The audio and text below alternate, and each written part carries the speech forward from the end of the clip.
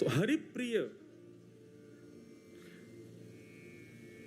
ठाकुर जी कह रहे हैं, नयस्य जन्म कर्माभ्याम नवर्णाश्रम जाति भी सज्जतेस्मिन् अहम भावो देहे वै स हरे प्रिय। मेरा प्रिय कौन, मुझे कौन प्रिय लगता है? सबसे पहली बात, अहम शून्य।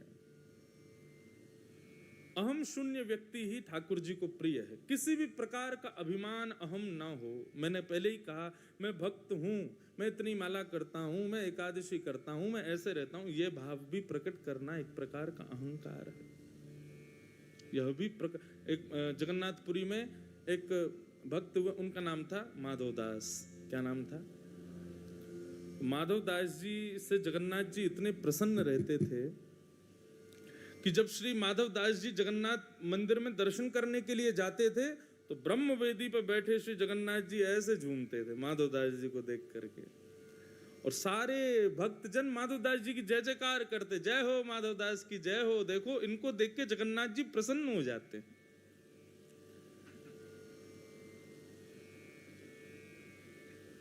परंतु माधव दास जी को यह बहुत उचित नहीं लगता था।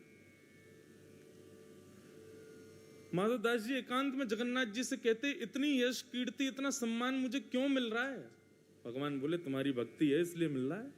बोले, भक्ति से यश कीर्ति सम्मान नहीं, जगन्नाथ मिलता है। वो तो आ नहीं रहा मंदिर छोड़ के, बाहर इतनी यश कीर्ति वैभव करवा रहे हो।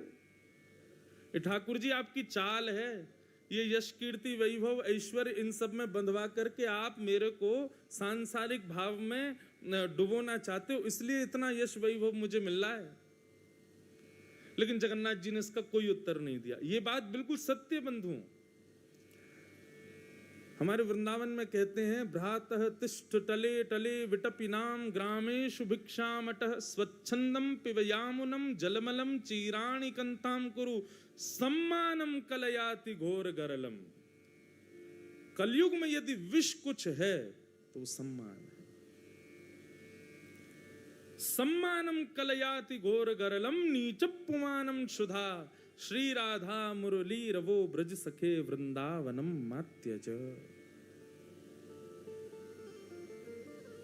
देव वो जो अमृत पिए, लेकिन देवों के देव कौन?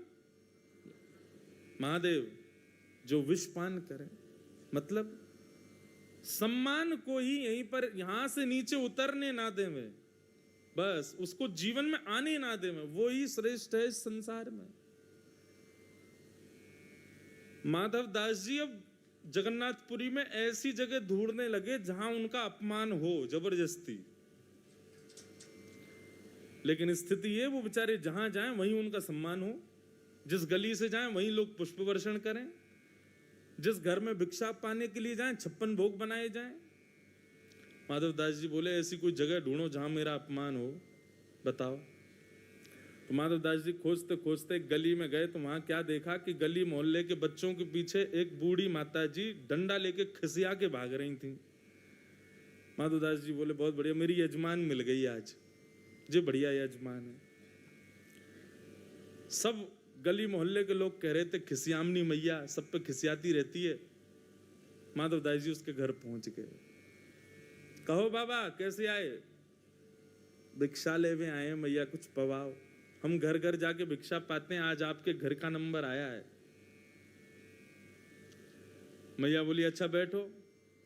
बैठा करके जो 2-4 रोटी थी बासी दे दी। माधव दास जी जगन्नाथ जी को निवेदित करते हुए प्रेम से उसको पाया, चले गए। दूसरे दिन फिर आ गए। मैया बोली, यहाँ ने तो भैया हम बिना पैसा के नौकर बना लिए, रोज रोज आ जाए। बाबा आज कैसे? बोले, मैया बड़ा स्वाद आया कल के आपकी भिक्षा में, इसलिए हम तो दोबारा यहीं आ गए। मैया भीतर गई, आज भी थाली लगाई, लेकिन आज किसी में नमक ज्यादा डाल दिया, किसी में नमक ज्यादा कर दिया, एक सब्जी में मिर्च ज्यादा झोंक दी कि मिर्च लगेगी नमक लगेगा, कल से बाबा नहीं आएगा। लेकिन माधव दास जी ने जैसे ही पाया वो समझ गए। बोले, मैया जबरदस्ती नमक नींबू और मिर्च डाल के लाइए ताकि मैं आऊं नहीं। कहो बाबा कैसी लगी? माधव दास जी बोले, मैया आज तो कल से भी ज्यादा स्वादिष्ट है। मैया बोली ये बाबा ऐसे नहीं मानेगा। किसी बात से लड़ाई हो गई थी तो वैसी खिसिया रही थी, इतने में ही माधवदास जी तीसरे दिन फिर आ गए। मैया भिक्षाम देही। मैया लगा रही थी पोंछा, पोंछा पकड़ करके उसी की गेंद बना के दे घुमा के मारी माधवदास में, ले भिक्षा ले जा। आ जाता है रोज रोज। जैसे ही पोंछा आकर के मुंह पे पड़ा माधवदास जी के, जय जगन्नाथ, जय हो ठाकुर। अब थोड़ी शांति मिली, बहुत सम्मान मिल गया था, अब थोड़ा बराबर हो गया मामला, अब ठीक है। पोंछा लेकर के सिर से लगाया, बोले भैया जो मिले भिक्षा में स्वीकार करना चाहिए, परंतु मैं तो स्वीकार कर लूं, पर पोंछा जगन्नाथ जी को कैसे निवेदित करूं। ले जाकर के उस पोंछे को सुखा दिया, सुखा करके उसके रेशे अलग किए और उसका दिया बना के घी पधरा के जगन्नाथ जी की आरती कर दी, उसी को निवेदित कर दिया। श्री चैतन्य महाप्रभु जो कहते हैं बंधुओं, इस बात को अपने जीवन का सूत्र मान लीजिए, तृणादपि सुनीचे न, मैं तृण से भी छोटा हूं।